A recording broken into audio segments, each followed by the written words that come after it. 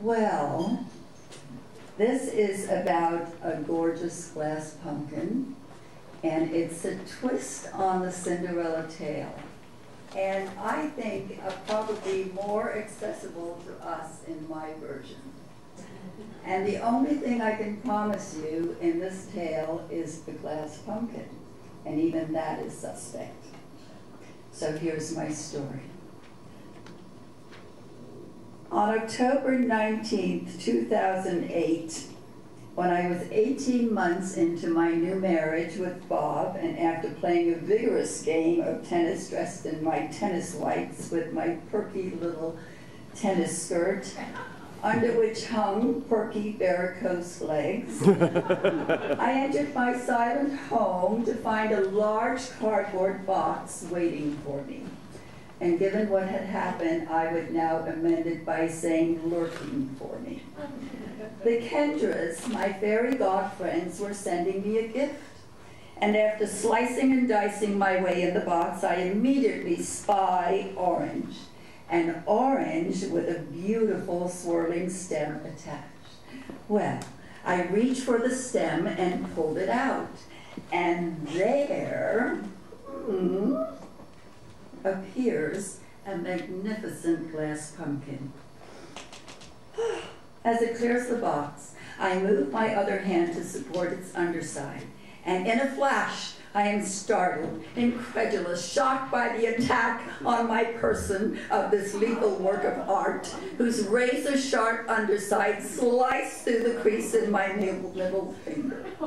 Well, I lay the weapon down, stick my gushing finger under the faucet, marveling at the torrent of dark red blood pouring forth, and instantly thought of my lonely silent house and my husband, who failed to inform me that others were more important than being with his wife on this night. Having no other source of comfort, I grabbed my car keys while tightening a wad of paper towels around my gushing finger, and slowly drove myself to the emergency room. On the way, I call my darling husband and leave a message for him. Do not touch the pumpkin. Well, sensing now that I have saved my husband from any more savagery by the Kendras, I enter the emergency room in my perky little tennis skirt, under which hung my aging legs, and approach the desk. "What brings you here?" she asked. "I've been attacked by a pumpkin," was my reply. "Well, let me see," she unknowingly inquired, so I did. "Don't do that again," she retorted, as I moved to once again compress and try to force the gushing stream back. Well, distracted now by the seriousness of my injury, I look around at the room full of what I now perceived as the lesser injured. Now all admiring my perky little tennis skirt and the magnificent gowns hanging below. Well, I stride with great confidence to a seat and wait my turn. And I wait. Soon I am called into a small cubicle for my vitals to be taken. I tell them all about the Kendras. I appeal to the attending nurse about how she might fashion a thank you note to these people. Well, we muse on that as she bands my wrist and sends me back out to wait my turn. My husband calls. "What's up?" he asks, with caution in his voice. He comes home to packing popcorn all over the floor, the pumpkin exposed, what looks like a hurried exit, and he imagined all kinds of possibilities. I ask, "Did you touch the pumpkin?" Well, having gotten the right answer, I explain where I am, to which he calmly replies, "Oh, geez." Well, such intensity warms my heart as he shares that he is on his way to my side, to the love he cherishes, to the woman who with amazing strength of courage drove her mutilated body to a place that will restore to him the beautiful form that he covets and will not keep his hands off of. I'm not sure I mentioned it was the finger. Well, hours later, as we sit together, me wanting desperately to display my injury to him, and he just as desperately resisting my advances, we wait. We are ushered to bed, where we wait. We wait as the finger throbs. We wait as my husband refuses to look at it. We wait. Finally, it begins. After making sure the wound has had enough time to fester and throb, my kind attendant pours iodine straight into the cavity as I howl, "Oh, Yahweh, oh, Jesus, oh, sweet Lord," totally confusing the poor soul as to my religious affiliation.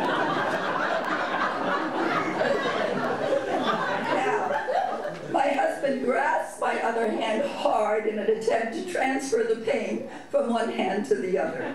I am not fooled. And then the needles to numb the site for the stitches to follow. Oh, the oy veys and the oh Jesuses resume as I release the pent-up drama that has not been necessary since my marriage to Bob. And one jab later of tetanus into my deltoid muscle, which had blood streaming down my arm, we are released into the night air. My husband insists that I leave my car there. He does not want me to drive because of his tender love and care of me. And when I weakly refuse this approach, he happily strides off, leaving me confused, weak, and barely able to navigate the parking lot, wandering aimlessly about trying to find my bleeping car. Once located, I ease my bruised body in and gingerly maneuver out onto the main road, thinking of my dear, sweet husband, now disappeared into thin air. I replay the evening events in my head, and it turns out I am not Cinderella. Or maybe I am. I never found a glass slipper, but after my dealings with the glass pumpkin, I'm okay with that. A glass pumpkin can be a beautiful work of art, even with a fault on the underside. But who doesn't have a few faults on their underside? Wait, I need to amend that story with the facts. I did go immediately to your side. Yes, it's true that on my way I passed the McDonald's and had a sudden urge for ice cream cone. Then suddenly realizing that I was nearly out of gas, I did stop and get gas and took advantage of the free car wash. And then did happen to notice that there was not a line at the Jiffy Lube, so decided to get a water change. But after all that, I did immediately go to your side and comfort you in your hour of need. As I was saying, who doesn't have a few faults on their underside? So, as I wobble car and driver home, familiar headlights appear behind me, seemingly urging me on in safety, and surrounding me with an incandescent love that throbs in unison with my middle name. Maybe sometimes Prince Charming will leave you in a parking lot, but just maybe he will reappear to safely guide you home again.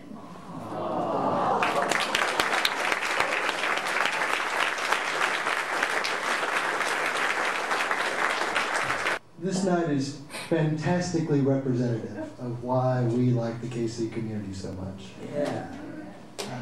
We were drawn here and stopped here because this place, this community is filled with people who are honest about their lives, who are willing to show, to quote Pat, their, what did you say, their ugly undersides, or part of their backside, showing their sagging backsides, whatever it is, you know. And the thing that I know that I appreciate so much is I've always been impressed by people being able to say that life doesn't go according to script, that none of us took a straight line to get here. And so that's really great. And we all know, I think most of us in the room know that that's also true with love. We certainly didn't take a straight line to get here, and I know that many of you didn't take a straight line to get where you are in your love life. And so this song is a song that's not about sort of Hallmark idealized love. It's a song about authentic love, about real love, about true love. It's a song that's written by a guy named John Prine. Oh, yeah. If you recognize any of it, feel free to sing along. It's called In Spite of Ourselves.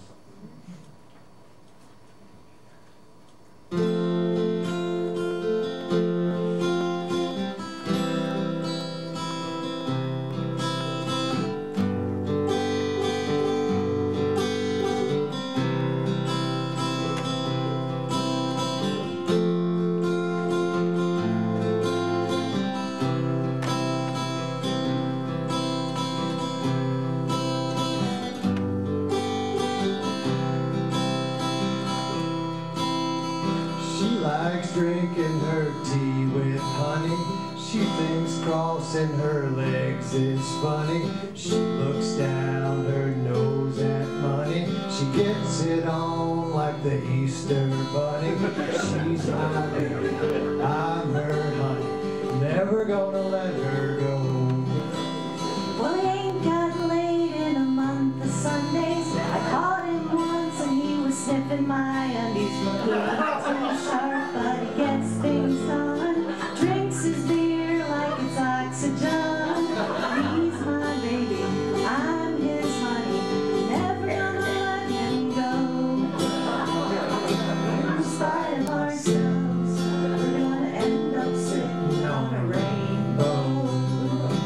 Against all odds, honey, we're the big door prize. We're on the spice, our nose is right off of our faces. Won't be nothing but big old hearts dancing in our eyes. She thinks all my jokes are corny. Cowboy movies make her horny. She likes ketchup on her scrambled eggs. She swears like a sailor when she shaves her legs. She drinks up liquor, she keeps on ticking. Never gonna let her Well, he's got more balls than a big brass monkey. He's a black dog weirdo and a love bug junkie. Sly as a fox and crazy as a loon. Payday comes and he's howling at the moon. He's my baby, I don't mean baby. Never gonna let him go. In spite of ourselves, We're gonna end up sitting on a rainbow. Against all odds, honey, we're the big door prize. We're gonna spike our noses right off of our faces. Won't be none but big old hearts dancing in our eyes. In spite of ourselves, we're gonna end up sitting on a rainbow. Against all odds, honey, we're the big door prize. We're gonna spike our noses right off of our faces. Won't be nothing but big old hearts dancing in our eyes.